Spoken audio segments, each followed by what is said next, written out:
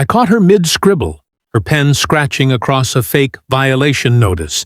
She was sticking on my truck windshield. The sun hit the HOA badge hanging from her neck, and she looked so proud of herself that I almost laughed. She had no idea who she was writing up. That truck wasn't just my ride. It was my work vehicle, with county plates clear as day. And me? I wasn't some random homeowner. I was the county inspector for the entire district. Yes, including her precious HOA community. It all started that morning when I parked near the clubhouse to inspect a drainage issue the HOA themselves had requested. My orange vest was on, clipboard in hand, and ID badge clipped to my chest. Still, as soon as Karen saw my truck parked near the curb, she came storming out like I'd set fire to her roses. "Excuse me," she barked, marching up with her phone out. "You can't park that commercial vehicle here. HOA policy, no exceptions." I calmly explained, "Ma'am, I'm with the county. I'm here on inspection for your drainage report." She smirked, ignoring every word. "Inspection? You mean unauthorized entry? You people think you can just show up without permission? I'm issuing a citation." I thought she was bluffing.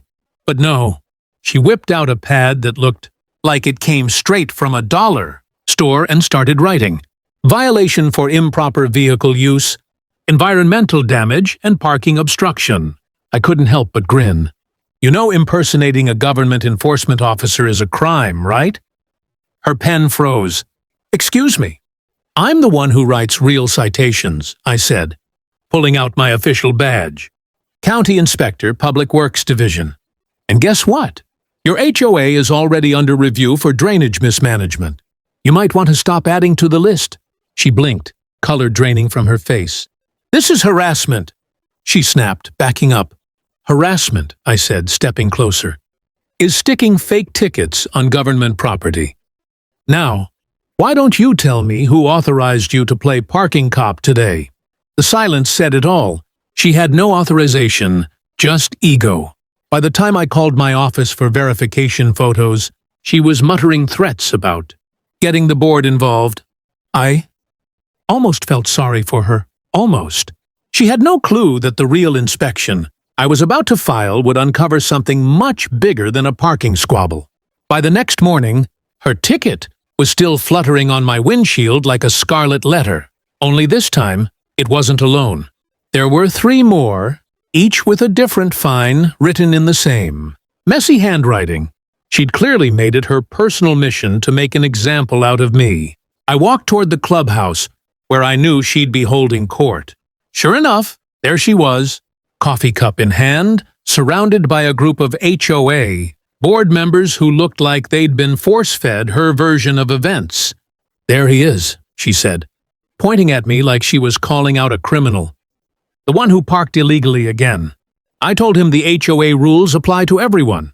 I smiled and raised my county ID for all to see. "Good morning, folks. County Inspector Morrison, Public Works Division. I'm actually here to follow up on your drainage inspection. And while I'm at it, I'd like to discuss these fake citations." The board members shifted nervously. One of them, a tall man named Frank, cleared his throat. "Karen, you didn't actually issue those, did you?" "We're not authorized to," but she cut him off. "Of course I did. Someone has to enforce standards around here. The county doesn't care about our community." That last part stung more than she realized. "You'd be surprised how much we care," I said evenly. "In fact, that drainage complaint you filed? It's under formal review, and I noticed a few discrepancies in your property's maintenance reports." Her face went pale. "What discrepancies?" I opened my folder and laid out the paperwork. "You claimed the HOA fixed the overflow system last fall, but my inspection shows the work was never done. And the funds you reported as used for maintenance, well, they don't match county records." A hush fell over the table. Frank's jaw tightened. "Karen, is that true?" She stammered. It must be a clerical mix-up. I didn't handle the finances directly, but I'd already seen enough." The smell of corruption was as strong as the fertilizer in her flower beds. "Tell you what," I said, picking up the stack of fake tickets. "Since you like issuing citations, let's make this official. I'll file a report on falsified HOA documentation. That'll trigger a county audit. The room erupted. Board members whispering, Karen shouting, my phone buzzing with my office on the line. And right then, I realized this wasn't just about her ego anymore. This was about what she'd been hiding from the very people she claimed to protect. When the audit team arrived 2 days later, the entire neighborhood was buzzing. Trucks with county emblems lined the HOA street, and clipboard-carrying inspectors went door to door collecting maintenance records. I didn't have to say a word, just watched from the sidewalk. As Karen's empire began to crumble, she came storming out of the clubhouse, red-faced and trembling. "You did this!" she screamed, pointing straight at me. "You're targeting me because I stood up for the rules." I kept my voice calm. "No, ma'am. I'm doing my job.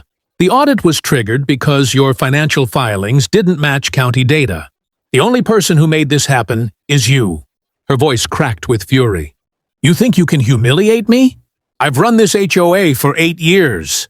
You'll be out of a job before the week's over." The lead auditor, a woman named Teresa, walked over with her laptop open. "Actually, Ms. Hanley, you might want to take a look at this." Karen's eyes darted to the screen. On it was a spreadsheet, showing thousands of dollars labeled as landscape improvement, but with no proof of work completed. Worse, some of the payments were linked to a private account under her husband's name. Her lips trembled. That's a misunderstanding." Teresa shook her head. "Misunderstandings don't have routing numbers." By now, several homeowners had gathered around. I caught bits of their whispers, words like embezzlement, fraud, and vote her out. The same people who once feared her were now watching her sweat in broad daylight. Karen turned to me, desperate. "You don't get it. The board approved those expenses." Frank, standing behind her, crossed his arms. "No, Karen, you approved them. We never saw those invoices. You've been signing off everything yourself." For the first time, she had no comeback. Her eyes darted around, looking for someone, anyone, to defend her. No one did. I leaned in slightly. "Remember when you said the county doesn't care about your community? We do. That's why I'm here. To protect honest residents from people who misuse authority." She didn't answer, just stared blankly as the auditors carried boxes of files out of the office. As the team wrapped up, Teresa turned to me. "We'll forward the full report to the county attorney. You'll likely need to testify when this goes to hearing." "Gladly," I said, watching Karen slump into a chair like a dethroned monarch. And I couldn't help thinking, some people build fences, others build empires. But when both start to rot from the inside, they eventually collapse the same way. 2 weeks later, the hearing was held at the county courthouse.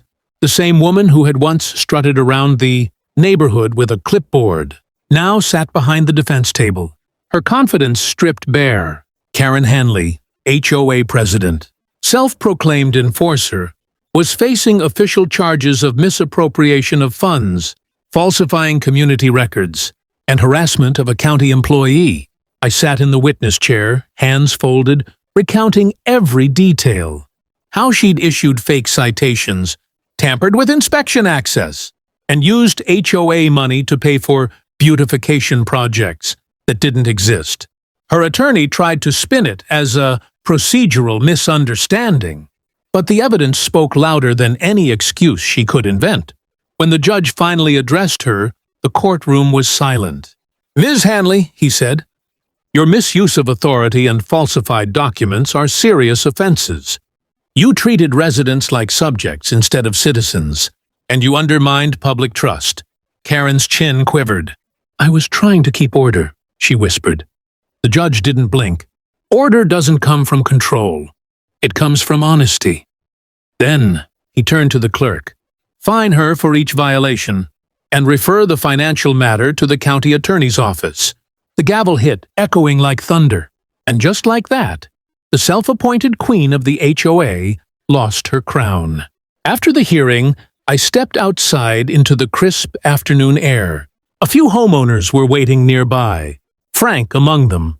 "Morrison," he said, shaking my hand, "you have no idea how long we've wanted someone to stand up to her." "Sometimes it just takes the right ticket," I said with a small grin. The county later installed a Temporary Oversight Committee to manage the HOA.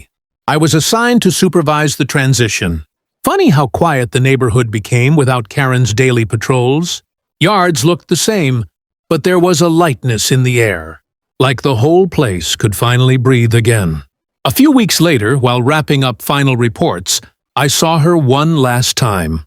She was packing her car, boxes stacked in the back seat, her old HOA president badge dangling from the mirror. For a moment, she caught my eye. No words, no shouting, just a look that said she finally understood the cost of crossing the line. I nodded politely and walked away. Justice didn't need a speech. It had already been served, with her own pen as the weapon. Because in the end, she didn't just try to ticket my truck. She ticketed herself straight out of power. If you enjoyed this story, don't forget to hit that like button, drop a comment about what you'd do in my place, and subscribe for more crazy HOA drama stories every week.